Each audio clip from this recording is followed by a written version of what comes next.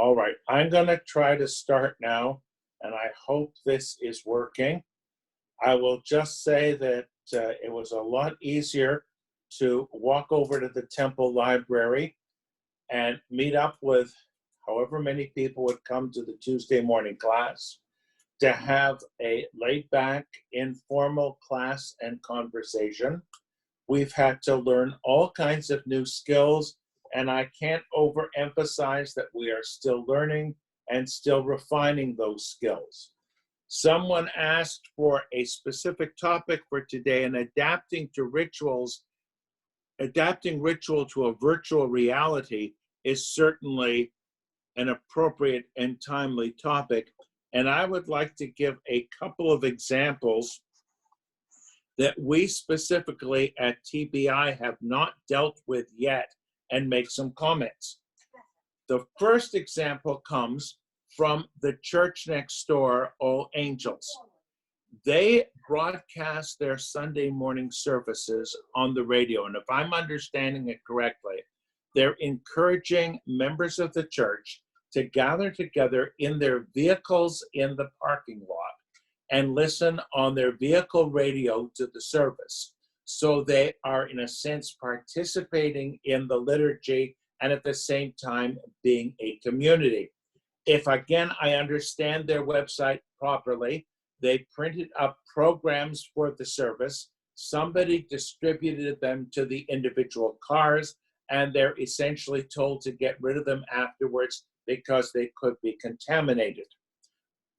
The other example is, I guess, related to that. When you talk about technology, think of the technologies they are using before we even start, their automobiles and their radios, which we take for granted. We take for granted that we have an automobile. We take for granted that we have a radio. We very soon, as the younger generation takes this for granted, will take for granted Zoom meetings and Zoom classes. I can tell you that all the classes at the Sarasota high schools are online right now. Somehow or another, it is working. It has to work because we don't have a choice. I will also tell you, as I've told many of you, that I have attended multiple Zoom meetings and conferences, and have even taken a few classes that have nothing to do with Zoom, but other content, where I have not yet made my contribution through Zoom. I've listened and learned, but it would be very possible for me, I think, to press a button or raise my hand or whatever, and I could make my contribution or ask my question. It does get complicated, but we're living in a new world. Now, the other example, and this is a very Jewish example, we want to get together for prayer. We pray as a community. We pray in the plural. We say our God, Eloheinu, not my God. Now, there are some exceptions, needless to say. We say on the high holidays, our Father, our King, Avinu Malkeinu. I'm doing the literal translation, not my Father, my King. We are a community. We have required a quorum, a minyan, for certain prayers to be said, most specifically the Kaddish. And I say most specifically because people who have neglected any kind of Jewish observance, understandably, if a parent, another loved one passes away, you want to say Kaddish, and you want a place and a community where you can do that. And innovation. In the Reform movement, services have been live streamed for a long time. The congregations that do that know these skills already. They have the equipment, they have the videographers, they know what they're doing. We're new at this. I do not want to open up again the big debate that this congregation had before I got here regarding live streaming. For those who felt it wasn't appropriate, was religiously inappropriate, wasn't Shabbosdik, however you want to put it, we're now at a stage where the conservative movement, as an emergency measure, but emergency measures then become regular practice, the conservative movement worked out a way, if you want the details, we'll talk one-on-one, of streaming services and making them available online for their members. We are living in a different world. Now, in a previous world where we didn't have this technology, and this is something that fascinates me as a student of history. What did we do before we could do this? If you couldn't get to a minyan to say Kaddish, you couldn't. Your intention was there, but you couldn't do it. You would, however, say whatever other prayers were required on your own. We are at a stage where we need the community to guide us through everything. It is no longer a matter of an individual saying, I can't say Kaddish, I can't say this, I can't say that. I'll just say what is acceptable. An example can come up with the Saturday morning service and Torah reading. And again, I'm speaking in very traditional terms. If you have, let's say, 6 or 7 people and you don't have the minyan, in a more traditional setting, each individual could pray, say the prayers, read the prayers privately, but all together. You wouldn't read from the Torah scroll. You wouldn't take the Sefer Torah out of the ark, but there would be communities, and I've seen this done, where the Torah reading is read from a printed book. You don't have the aliyahs. You say the blessing, who sanctified us with his commandments and commanded us, la'asok b'divrei Torah, to busy ourselves in the words of Torah. Read it and study it, making a distinction between private and public prayer. In a sense, we've lost the sense of private prayer. We need our communities. It's a reality. And we are adjusting, not by saying to you right now, we, meaning I think not just the entire Jewish community, but all religious groups. We are adjusting by making things available online. There are synagogues that are opening up in the most limited of ways. Somebody forwarded me this morning an email for what is being done at Chabad in Sarasota. Interestingly enough, limiting attendance, distance between the people, and this is during the week. They're not going to, I don't know where they are with Shabbat yet. And one of the interesting little points that I really picked up on, they said, bring your own yarmulke and your own talis, etc., etc., and anything that you touch. For example, if you can't bring your own prayer book, the one that you use, we're asking you to take back with you because you've already potentially contaminated it. I'm going to give another example from the medical world. You know, we're supposed to take care of ourselves and we're supposed to get checkups every so often. So my primary care doctor wanted me to have some blood tests, standard procedure. He says, don't worry about anything. And I went to get a blood test this morning. I took in the piece of paper, the order with the blood test, and before the fellow at the desk took it, he sprayed it. Understandably so.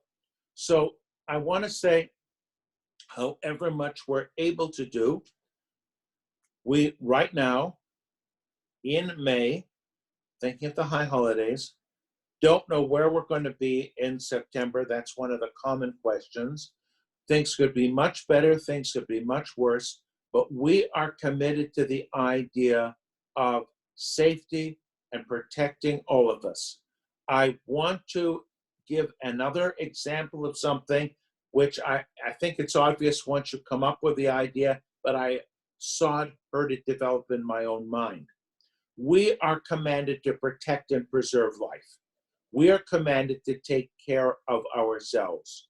Translating that into this special situation right now, we are commanded to wash our hands, to wear masks, and to avoid rushing back into big crowds. Again, just a peripheral comment, but you can understand it. What was on Sunday morning, Corin and I were really curious, and we drove over to the beach at Siesta Key. It was unbelievably crowded. There weren't any vacancies in the parking lots they have there, and most of the people were not wearing masks. This brings it closer to home than seeing bars that are crowded on television. I am very, very cautious. We are very, very cautious. But at the same time, I want to say I have accepted the challenge. I have to say I could not do this without Corin's help, without Spencer's help, without Isaac's moral support. It has been a challenge and a half without the administrative office sending out all the reminders and the emails. They are working constantly with us to make this possible. But we're living in a very, very different world. Now, I want to suggest in terms of the format and how we sort of voted earlier on how to handle this. I enjoyed our 4 p.m. happy hour for the past couple of weeks. And this is an ad for this coming week. It's going to be a virtual Shabbat dinner. So we will imagine we're all together. We will be in our dining room. We'll have a different backdrop. It won't be virtual. We will do what we would do for a Shabbat dinner at home. We'd light candles. We'd have a kiddush. We'd have a meal. We're not going to do the meal online. We get to the point where you press a little button and dinner comes out. But before we eat, we will say the appropriate blessings, hamotzi. We will go through all of this, and we will create a virtual community. I will imagine that our dining room table is 10, 20 times larger than it is, or even more, with all of you, and I'll see your faces, sitting around the table, the same as when we get together for Shabbat, and more dramatically, we say this on Rosh Hashanah and Yom Kippur, Jews all over the world are sort of doing exactly the same thing we're doing right now. There are variations, there are different customs, but the idea is the same. I find that inspiring. I find that uplifting to know that this coming Shabbat, for those people, let's say, who won't Zoom, they too are sitting around their tables having a Shabbat meal. We are with them in a very, very different but special sense. And in a way, we are creating a larger community. One more comment, and then maybe we can open this up to some discussion.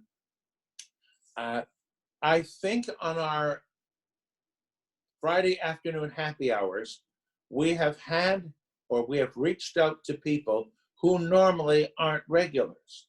And this is another very positive thing about what we are doing. There are people in the Sarasota Bay Club, and I'm not talking about anybody who's here today, but people in the Sarasota Bay Club who wish they could attend our Friday night services, and for a variety of reasons, whether they're tired, whether they don't feel well, whether the transportation, even when we provide it, is too much for them. They have rejoiced that they've been able to participate virtually in our services. One person, in fact, is so taking advantage of this modern technology that she and her husband watch 4 Friday night services every Friday night and compare and contrast. That can be fun, by the way. I've encouraged it. Look up on the URJ website for the streaming of services. It is fascinating. My family and I did this for a while. We were comparing and contrasting, and so much is, oh, we do that exactly. Oh, I know that prayer, I have it memorized. How they're different and how they are similar. So I want to thank you for being part of this. You can thank all the support staff, but it's not a program if we don't have people showing up. And however this works next, I defer to Corin because she knows the technical aspects of doing this. Let us see if we have any comment or any feedback. And remember, this is a very informal gathering. We can say whatever we want. We're all friends. And let's see what we have to say. Go ahead. For those who are not attending this class live, the recorded portion is now ending. The rest of the class session will be a discussion, and participants in that discussion have opted not to be recorded at this time. Thank you.